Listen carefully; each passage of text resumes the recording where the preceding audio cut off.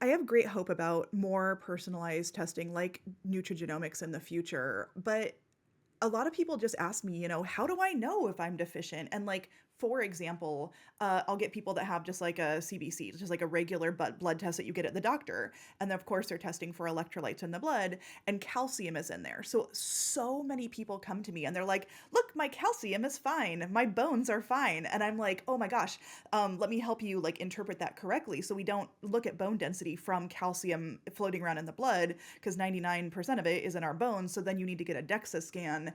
How do you approach testing? On an individualized basis, if we're going to do testing, what are we looking for? Essentially, what we do is we have a baseline, right? Where are you now? And then, okay, if we're going to make changes in your lifestyle, nutrition wise, then let's retest after X amount to see what's happening. We might do an omega 3 index test, to look at that as a pseudo marker for inflammation. Vitamin D can be done.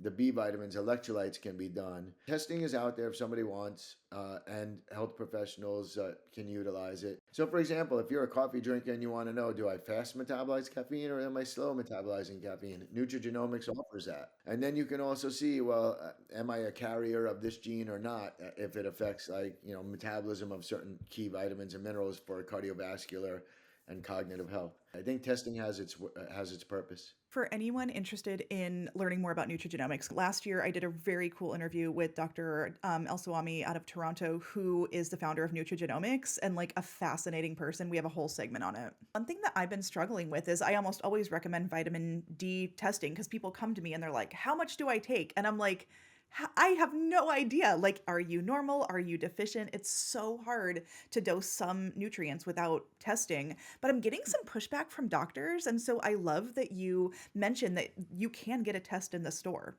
That is possible now. So it's gotten a lot easier for sort of self-testing, but there's a risk of that too.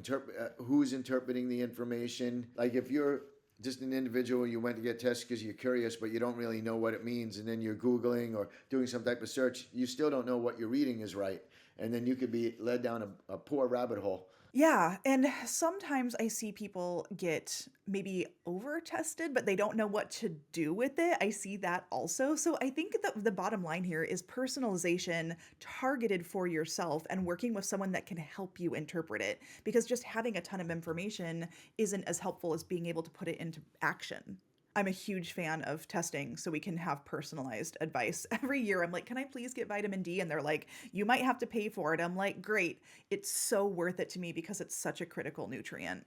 I know the rule of thumb sometimes is if you're north of Atlanta, you're at increased risk of vitamin D insufficiency to deficiency. There's a strong correlation in between the time of year when there's the lowest sunlight, the lowest vitamin D, and the highest amount of suicides. Right? So we also know that there's vitamin D is not just a vitamin, it's a hormone, it's a steroid hormone. And it's a steroid hormone that influences everything from mood states to other hormones, far reaching impacts that affect muscle strength.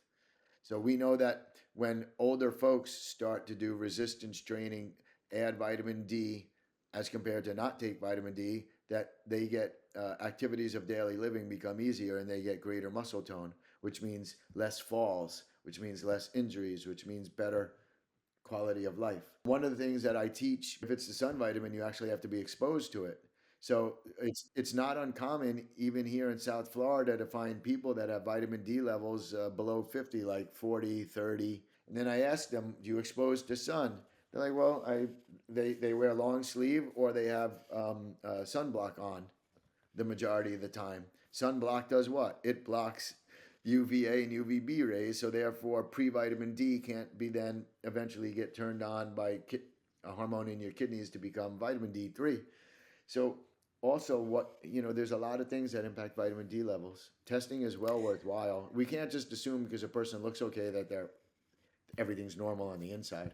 For sure. You've got to look at what's actually going on inside. We were talking about cancer earlier and the because what you mentioned about antioxidants, we don't do high doses of vitamin C or other antioxidants during chemo or radiation. But I sometimes I get this blanket statement like, well, don't do anything. But I'm like, well, this person is vitamin D deficient, and there is some interesting research connecting vitamin D to cancer. Like, can we treat that? Or they're on this really high dose of steroids. Can we look at calcium? Or one thing that I think has amazing evidence is protein powder, right? And protein supplements in my cancer folks. And those are all supplements that I would push back on anyone that says they're not. Like, they're safe and they help my patients and they create much better quality of life.